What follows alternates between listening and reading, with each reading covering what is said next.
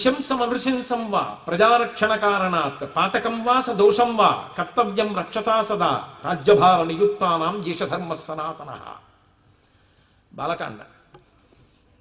ఏమిటి ఆలోచిస్తున్నావు రామా? రాజ్యభారమును వహించడం అంటే నృత్యాలు చూడడం, పెరుగన్నం తినడం, భోగాలను భవించడం కాదు. నృశంసం అనృశంసం వా ప్రజారక్షణ కారణాత్ పాతకం వా స దోషం వా. అది పాపం కావచ్చు, పాతకం కావచ్చు, దోషం కావచ్చు, తప్పు కావచ్చు. కానీ ప్రజల్ని రక్షించడం కోసం నువ్వు బాణం వెయ్యవలసిందే. పాపమైన మూట కట్టుకునైనా ప్రజల్ని రక్షించవలసిందే. ఈ తాటక ఎంతమందినో బాధ పెడుతోంది, వెయ్యి బాణం తాటక సంహారం చెయ్యి అన్నాడు. వెంటనే రాముడు విశ్వామిత్రుడి వంక తిరిగి ఓ మాట అన్నాడు. నేను అనుమానపడుతున్నాను బాణం వేయడానికి, అనుకుంటున్నానేమో బ్రహ్మన్, అది కాదు నా ఉద్దేశ్యం అని చెప్పడం కోసం ఆయన అన్నాడు, పితుర్వచన నిర్దేశాత్ పితుర్వచన కారణాత్ వచనం కౌశికస్యేతి కర్తవ్యం రక్షతా సదా. నేను బాణం వేసి తీరుతాను. ఎందుకు వేస్తానో తెలుసా? పితుర్వచన నిర్దేశాత్. ఇటువంటి కొడుకుని కన్నా తండ్రి ఎంత సంతోషిస్తాడండి. అది రాముడంటే, అది రాముడి ధర్మం అంటే. అటువంటి ధర్మాత్ముడు ఉన్న చోట మరి తండ్రిగా ఉన్న దశరథుడు ఎందుకు సంతోషించాడు? పితుర్వచన నిర్దేశాత్. మా నాన్నగారు నాకు సర్వం, మహానుభావుడైన నాకు జన్మనిచ్చినవాడు, గురువు, తండ్రి, దైవము, సమస్తం. అటువంటి నన్ను మీతో పంపిస్తూ మా నాన్నగారు ఒక పని చెప్పారు, ఓ మాట చెప్పారు. విశ్వామిత్రుడు ఏం చెప్తే చెయ్యన్నారు. మీరు బాణం వెయ్యమంటే నేను ఎందుకు ఈసెయ్యాలంటే మొదటి గౌరవం మా నాన్నగారి మీద. ఆయన పంపించేటప్పుడు చెప్పిన మాటని నేను అతిక్రమించకూడదు. ఏమి రాముడండి! పితుర్వచన నిర్దేశాత్ పితుర్వచన కారణాత్. తల్లిదండ్రుల మీద గౌరవం నిలబడాలి అంటే శ్రీరామాయణ ప్రవచనం బాగా జరగాలి సమాజంలో. పితుర్వచన నిర్దేశాత్ పితుర్వచన కారణాత్. మా నాన్నగారి మాట కోసం నాకు ఈ గౌరవం, బాణం వేస్తాను. 2 పితుర్వచన నిర్దేశాత్ పితుర్వచన కారణాత్ వచనం కౌశికస్యేతి. మీరు సాక్షాత్తు నా గురువు, మహానుభావుడు మీరు. మీ వంటి వారు చెప్పిన తరువాత గురువుగారు చెప్పినది ఆజ్ఞ, గురువుగారు చెప్పినది సలహా కాదు. మిగిలిన వారు ఎవరైనా చెప్తే సలహా, గురువుగారు చెప్తే ఆజ్ఞ కిందకు వస్తుంది. అందుకని మీరు చెప్పిన తర్వాత ఇంకా నేను ఆలోచించడం ఏమిటి? వేస్తాను బాణం. అయితే మీ నాన్నగారు చెప్పారని వేయడం వరకు, నేను చెప్పానని వేయడం వరకు అయితే మరి వశిష్ఠుడి దగ్గర చదువుకున్నావు, నీకు దాని గురించి ఒక నిశ్చిత అభిప్రాయం లేదా రామా? అంతేనా నీ బేలతనం? వశిష్ఠుడి దగ్గర నువ్వు నేర్చుకున్నది అంతవరకేనా? నాన్నగారు చెప్పారని చేసేస్తావు, నేను చెప్పానని చేసేస్తావు, అంతేనా అనుకుంటున్నారేమో గురువర్య. కాదు. మరి వశిష్ఠుడి కీర్తి అది. రమయతాం వరహ. ఆయన ఏది మాట్లాడినా ఆయనతో అనుబంధం ఉన్న వాళ్ళందరికీ గౌరవం వస్తుంది. అందుకే ఆయన అన్నాడు, గోబ్రాహ్మణ హితార్థాయ దేశస్యాస్య సుఖాయ చ వచనం కౌశికస్యేతి కర్తవ్యం రక్షతా సదా. నేను ఎందుకు తాటక మీద బాణం వేస్తాను అంటే గోబ్రాహ్మణ హితార్థాయ లోకస్యాస్య సుఖాయ చ. గోబ్రాహ్మణులను సంరక్షించాలి, సమాజం అంతటినీ సంరక్షించాలి. వాళ్ళ ద్వారా సమాజమునకు అభ్యున్నతి కలగాలి. ఒక ఆవు ఉందనుకోండి, యజ్ఞం చెయ్యడానికి పాలిస్తుంది, భూమిని శుద్ధి చెయ్యడానికి ఆవు పేడ పనికొస్తుంది. అందుకని ముందు లోకరక్షణ కొరకు ఉపయోగపడేటటువంటి ప్రాథమిక సాధనమును రక్షించాలి, తర్వాత సమాజమునంతటినీ రక్షించాలి. ఇది రక్షించాలని నేను నా గురువుల వలన విన్నాను. అది క్షత్రియుడుగా నా కర్తవ్యం, రాజుగా నా కర్తవ్యం. అందుకే నా కర్తవ్యాన్ని ఆలోచించినప్పుడు నేను ఈ పని చేస్తాను. మీరు అందుకే రామాయణంలో ఒక చిత్రం గమనించండి. రామాయణం అంతా ధర్మము మాట్లాడుతుంది కాబట్టి రామాయణంలో ఎక్కడ బాధ్యత అన్న మాట మీకు కనపడదు. కర్తవ్యం. కౌసల్యా సుప్రజా రామ పూర్వా సంధ్యా ప్రవర్తతే ఉత్తిష్ట నరసాద్దూల కర్తవ్యం దైవమాత్మికం. కర్తవ్యం అంటే ఏమిటో తెలుసా? నా వైపు నుంచి ఉంటుంది, మిమ్మల్ని బట్టి ఉండదు. ధర్మమే కర్తవ్యం. నేను ఇక్కడికి వచ్చిన తరువాత 2 గంటల సేపు అరమరిక లేకుండా, మళ్ళీ ఏవో అక్కర్లేని విషయాలు చొప్పించకుండా శ్రీరామాయణము సాధన, ధర్మమును సాధన చేయడం ఎంత గొప్పది అన్న విషయం గురించి మాట్లాడడమే నా కర్తవ్యం. మళ్ళీ వీళ్ళల్లో ఎంతమంది పట్టుకున్నారంటారు, ఎంతమంది వచ్చారంటారు, ఎంతమంది రాలేదంటారు, దానితో నాకు సంబంధం లేదు. అది పట్టుకున్నాను అనుకోండి, నేను కర్తవ్యమునందు విఫలమైపోయాను. చెప్పడము నా కర్తవ్యం అంతే. పట్టుకోవడం మీ కర్తవ్యం. కొడుకు ఉన్నతికి రావడానికి కావలసిన వాతావరణాన్ని ఇవ్వడం, కొడుక్కి ధర్మాన్ని ప్రబోధించడం తండ్రి కర్తవ్యం. ఒక ఉద్యోగిగా నేను చెయ్యవలసినది చెయ్యడం నా కర్తవ్యం. ఎవరు చెయ్యవలసినది వాళ్ళు చెయ్యడం వాళ్ళ కర్తవ్యం. అంతేగాని అవతల వాళ్ళని బట్టి నా కర్తవ్యం మారదు. నేను చెప్తున్నాను, చెప్పడం నా కర్తవ్యం. ఎంతమంది దాంతో నాకేం సంబంధం ఉండదు. చెప్పడమే నా కర్తవ్యం అంతే. చెప్పడం ద్వారా నేను తరించడం కోసం అంతే. మా నాన్నగారండి మా తమ్ముడిని ఎక్కువ పొగుడుతారు, ఏం కాళ్ళు పడతాను ఆ మాట ఉండదు. ఆయన తండ్రి కొడుకుగా నీ కర్తవ్యం, ఆమె తల్లి కొడుకుగా నీ కర్తవ్యం, ఆమె భార్య భర్తగా నా కర్తవ్యం. నేను పౌరుణ్ణి, ప్రభుత్వం ఎలా ఉన్నా సమాజం ఎలా ఉన్నా నా కర్తవ్యం. ఇతరుల వైపు నుండి కాదు, తన వైపు నుండి తాను చెయ్యవలసిన పని చెయ్యడం ధర్మం, కర్తవ్యం. అందుకే కర్తవ్యం రక్షతా సదా రాజ్యభార నియుక్తానాం యశధర్మ సనాతన. ఇది సనాతనమైన ధర్మమయ రామ అంటాడు విశ్వామిత్రుడు. ఇది రాముడు అంటే. రాముడు ఎక్కడున్నాడో అక్కడ అందరికీ ఆనందమే. సాధారణంగా లోకంలో ఒక వ్యక్తి వలన ఇతరులు బాధపడ్డం అన్నది ఎందుకు ప్రారంభమవుతుందో తెలుసా అండి?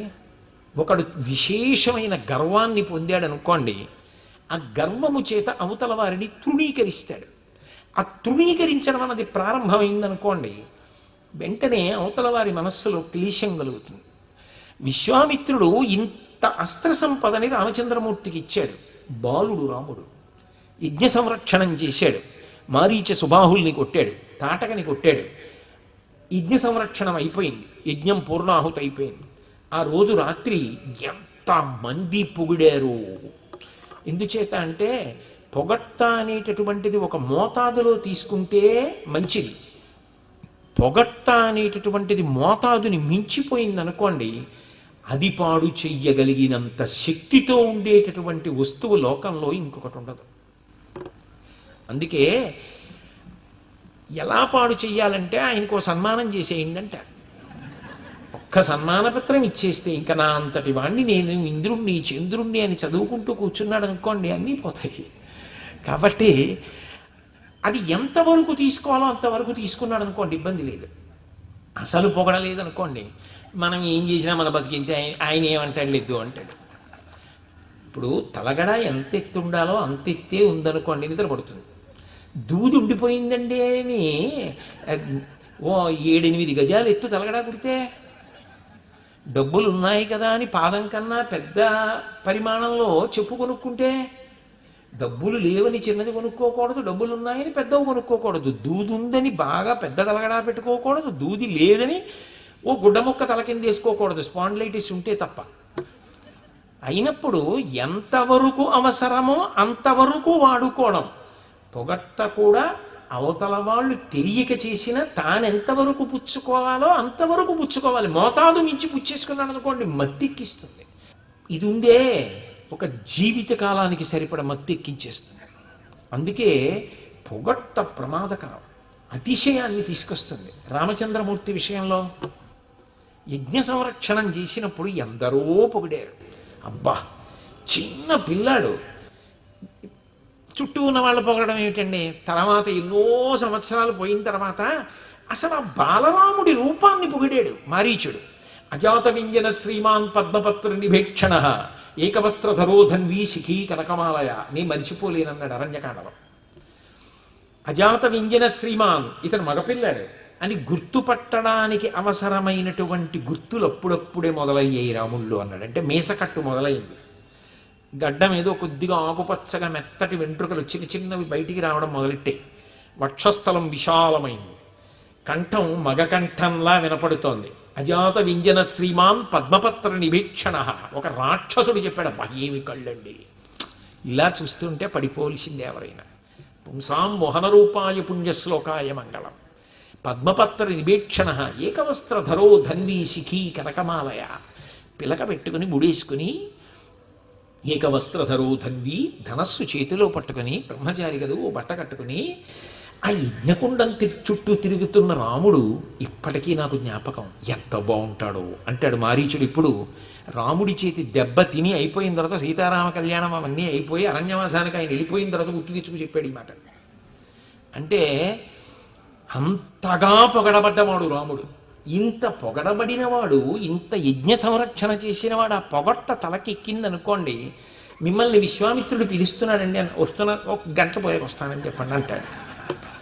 ఎందుకనంటే ఇప్పుడు గురువుగారు తన కోసం వేచి చూడాలి, ఈ భావన ఉంటుంది. కానీ రాముడు లక్ష్మణ సహితుడై గురువు దగ్గరికి పరిగెత్తాడు, విశ్వామిత్రుడి దగ్గరికి పరిగెత్తేదో నమస్కారం పెట్టి, ఆ గురువుగారు రాత్రి నిద్రపట్టలేదండి, ఎంతమంది వచ్చారోనండి, ఎంతంత పొగట్టలో ఇవాళ పేపర్లో చూసారా మీరు అని అనలేదు ఆయన. ఆయన అన్నది ఏమిటంటే, ఇమౌస్మము నిషార్దూల కింకరౌ సముపస్థితౌ అజ్ఞాపక యథేచ్ఛం వై శాసనం కరవామకి. అబ్బా, రాముడి తప్ప ఎవరనగలరు ఈ మాట? ఇమౌస్మ మునిషార్దూల, మునులలో శార్దూలము వంటి వాడా, కింకరౌ సముపస్థితవు, నీ దగ్గర ఉన్న వాళ్ళు ఎవరో తెలుసా? నిలబడి నమస్కారం చేస్తున్న వాళ్ళు నీ కింకరుడు. కింకరుడు అన్న మాటకు అర్థం ఏమిటో తెలుసా? బయట వాళ్ళ దృష్టిలో ఒకవేళ ఆయన చేస్తున్న పని తక్కువలా కనిపించవచ్చు, ఆ పని చేయించుకుంటున్న వాడికి కూడా మనసుకు బాధగా అనిపించవచ్చు, అదేంటంటే ఎందుకు అలా చేస్తారనిపించవచ్చు. కానీ చేసేవాడికి మాత్రం ఆ పని చేయడంలో ఇంతకన్నా భాగ్యం ఏమిటి అనిపించి చేస్తాడు. అప్పుడు ఆ సంస్కారం ఎవరి చేత విమర్శలకు అతీతము. మీ మాట అంత బాగా అర్థం కాలేదు అంటారేమో, నేను మీకు ఒక ఉదాహరణ చెప్తాను. ఒక ఆయన దృష్టిలో ఇంకొక ఆయన మహాత్ముడు. ఆయన ఏదో అక్కడ చెప్పులు ఇప్పి, చెప్పులు ఎక్కడ పెట్టానండి అని వెతుక్కుంటున్నాడు. యువతల ఆయన గబగబా ఆ చెప్పులు చేత్తో పట్టుకుని కళ్ళకద్దుకుని తీసుకొచ్చి అక్కడ పెట్టాడు. అయ్యా, ఇవో మీ చెప్పులు వేసుకోండి అన్నాడు. చూసిన వాళ్ళు, ఏమి చెప్పులు ఆ చేత్తో పట్టుకెళ్తాడు ఏమిటి, పైగా కళ్ళకద్దుకుని కాలుకి వేసుకు పట్టుకెళ్ళి ఇవ్వకూడదా అన్నారు.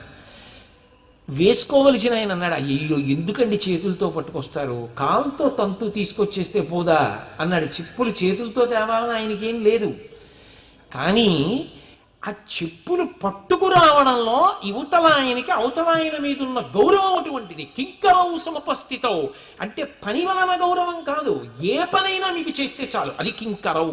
ఈ పని చెయ్యడం అన్న మాట మాకు గౌరవం అని అనుకోకండి చక్రవర్తి కుమారులమని.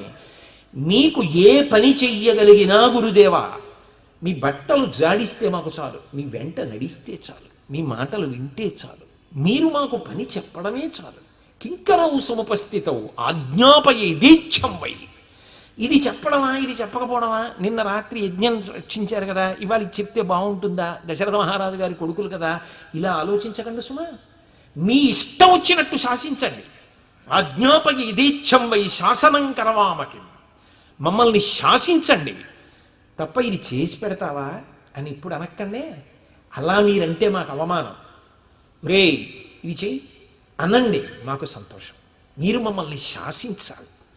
ఏమి రాముడండి, అటువంటి శిష్యుణ్ణి చూసుకున్న గురువు ఎంత సంతోషపడిపోయి ఉంటాడా విశ్వామిత్రుడు, ఎంత సంతోషపడిపోతాడు వశిష్ఠుడు.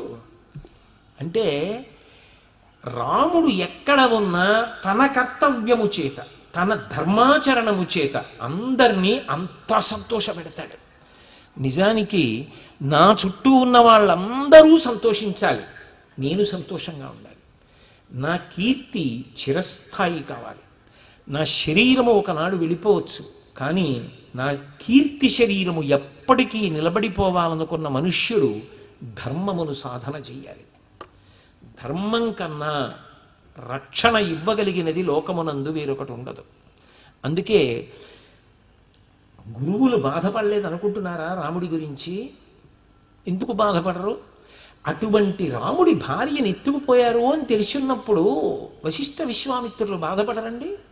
మీరు అరణ్యకాండ చదవండి, అంతమంది మహర్షులు ఎదురు చూశారు రాముడి కోసం, ఒక్కసారి రాముడు వస్తే బాగుందని. అటువంటి రాముడు చిన్నపుచ్చుకున్ననాడు అటువంటి రాముడి భార్యను ఎత్తుకుపోతే, అటువంటి రాముడిని బాధ పెడితే ఆయన బాధపడుతున్నాడని బాధపడని వాళ్ళు లేరని మీరు అనుకుంటున్నారా? అంటే ధర్మమునకు ఒరిపిడి ఉందా లేదా? కానీ ఒరిపిడి ఉన్న పట్టు వదలకుండా పట్టుకున్న వాడి వలన శాశ్వత కీర్తిని వీళ్ళు ఆయన కూడా పొందారు. అందుకని ఒరిపిడి ఉండదు ధర్మానికి అని మాత్రం అనుకోకు. ఒరిపిడి ఉంటుంది, నువ్వు వదలకుండా పట్టుకోవాలి ధర్మాన్ని. అది మామూలు కీర్తి కాదు, శాశ్వతత్వమునిచ్చేస్తుంది అంతే. అందుకే రాముడి అనుబంధములను మీరు చూడండి, బాహ్యమునందు వాళ్ళందరూ కూడా ఒరిపిడిలో బాధని పొందుతూ ఉంటారు. కానీ రాముడి అనుబంధమే తరువాతి కాలంలో శాశ్వతత్వాన్ని ఇచ్చేసింది. సీతమ్మ మామూలుగా మీరు చూడండి, జనక మహారాజు గారి యొక్క కూతురు మహాతల్లి సాక్షాత్తుగా అయోనిజ. ఇంకా రామచంద్రమూర్తి 12 నెలలు కౌసల్యా గర్భవాసం చేశాడు, ఆమె అయోనిజ. దశరథ మహారాజు గారి పెద్ద కోడలు, రామచంద్రమూర్తి ఇల్లాలు. కానీ నిజానికి రామాయణంలో రాముడిది కష్టమా సీతమ్మది కష్టమా అంటే, రామాయణ కావ్యం మొత్తం మీద ఎవరికీ లేని కష్టం ఎవరికి వచ్చింది అంటే సీతమ్మకే వచ్చింది. ఎందుకని అంటే నరుడికి తన జన్మలో ఒక గొప్ప ఊరట ఉంటుంది కష్టంలో. ఏమిటి ఆ ఊరట అంటే, తనకి ఒక పెద్ద కష్టం వచ్చినప్పుడు ఆ కష్టం చెప్పుకోవడానికి ఒక మనిషి దొరికాడు అనుకోండి. పక్కన ఒక మనిషి ఉన్నాడు, ఆ మనిషితో తన కష్టం చెప్పుకున్నాడు. ఆ కష్టం కొంత తీరుతుంది, కొంత ఉపశాంతి కలుగుతుంది, కొంత ఊరట కలుగుతుంది. రాముడికి పక్కన లక్ష్మణుడు ఉన్నాడు, రాముడికి పక్కన హనుమ ఉన్నారు, రాముడికి పక్కన సుగ్రీవుడు ఉన్నాడు, రాముడికి పక్కన వానరులు ఉన్నారు. సీతమ్మకి ఎవరున్నారు? తన వారన్న వారెవ్వరూ లేరు ఆవిడికి. అశోకవనంలో 10 నెలలు మారువేషంలో వచ్చి ఎత్తుకుపోయాడు. ఆవిడ ఎవరిని చూసి నమ్ముతుంది?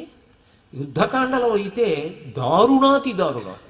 రామచంద్రమూర్తి మరణించాడు అని సీతమ్మ నమ్మాలని కృతకమైన దేహాన్ని మంత్రశక్తితో కల్పించి తీసుకొచ్చి ఆవిడికి చూపించాడు. పుష్పక విమానం ఎక్కించి బ్రహ్మాస్త్ర బంధనంలో ఉన్న రామలక్ష్మణుల్ని చూపించి మరణించారని చెప్పించాడు. ధర్మం నమ్ముకున్న వాళ్ళని పరమాత్మ కాపాడుతుంటాడు. కాబట్టి ఎప్పటికప్పుడు త్రిజట మొదలైనటువంటి వాళ్ళు కాదమ్మా అదంతా రావణుడి మాయా అని చెప్పారు. కాబట్టి ఆ తల్లి ఉంచుకోగలిగింది. ఆవిడికి తన బాధ చెప్పుకునేవాళ్ళు కూడా లేరు, అంత కష్టపడింది. దేని వలన? ఒక కళ్ళజోడు పెట్టుకు చూడండి, రాముడి భార్య కాబట్టి. రాముడి భార్య కాబట్టి ఇంత ఒరిపిడి. ఆ కళ్ళజోడు తీసేసి ఇంకో కళ్ళజోడు పెట్టుకోండి, రాముడి భార్య కాబట్టే లక్ష్మి అని కూడా అనరు. మా అమ్మ సీతమ్మ అంటారు. ననుబ్రోవామని చెప్పవే సీతమ్మ తల్లి అని కీర్తనలు చేశారు. ప్రతి ఇంట సీతమ్మ పేరు పెట్టుకుంటారు, అమ్మ అనగలరు, సీతమ్మ తల్లి అంటారు.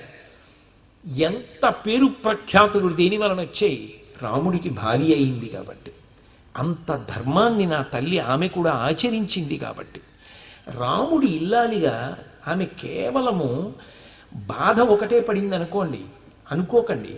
రాముడి ఇల్లాలుగా ఆమె పొందినటువంటి ఆనందం అనితర సాధ్యం. ఎందుకో తెలుసా? రాముణ్ణి చూసి మోహించని వాళ్ళు ఉండరు రామాయణంలో. విచిత్రం ఏమిటంటే మునులు మోహించారు ఆయన్ని. ఆయన గురించి చెప్తూ సర్వసత్వ మనోహర రూపదాక్షిణ్య సంపన్న ప్రసూత జనకాత్మజే అంటారు హనుమంతటి వారు. సమస్త భూతములు వశపడిపోతాయి. రామ కమలపత్రాక్ష, అసలు ఆ కళ్ళ సౌందర్యం చాలు. అకారణంగా చెట్లు పువ్వులు పూస్తాయి, అకారణంగా చెట్లు కాయలు కాస్తాయి, పళ్ళు పండుతాయి. అది రాముడి గొప్పతనం. రాముణ్ణి సకల భూతములు ప్రేమిస్తాయి. ఇంత ప్రేమించడం కాదు, ఆయన కోసం అరులు చాచని వాళ్ళు ఆ రోజుల్లో లేరు.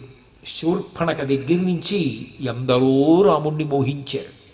ఇంతమంది రాముణ్ణి మోహించినా తాను పక్కన లేకపోయినా, తన జాడ తెలియకపోయినా, రావణాసురుడు అపహరించి తెచ్చి బంధించి 10 నెలలు అయిపోయినా, తన మామగారే దక్షిణ నాయకత్వంలో ఉండి 350 మంది భార్యల్ని స్వీకరించిన వాడైనా, ఇక్ష్వాకు వంశంలో ఉన్న రాజులకి ఒకరికన్నా ఎక్కువ మంది భార్యలు ఉండడం సంప్రదాయమైనా, తనకు తానుగా నియమం పెట్టుకుని నాకు ఒక్కతే భార్య అని కలలో కూడా పరకాంతని స్వీకరించని వాడు నా భర్త అని సీతమ్మ పొందిన ఆనందం. హనుమ వచ్చి సుందరకాండలో సీతమ్మతో మాట్లాడుతున్నప్పుడు ఎలా ఉన్నాడు రాముడు?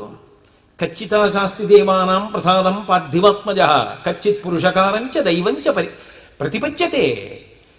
రాముడు తన కర్తవ్యాన్ని తాను చేస్తున్నాడా?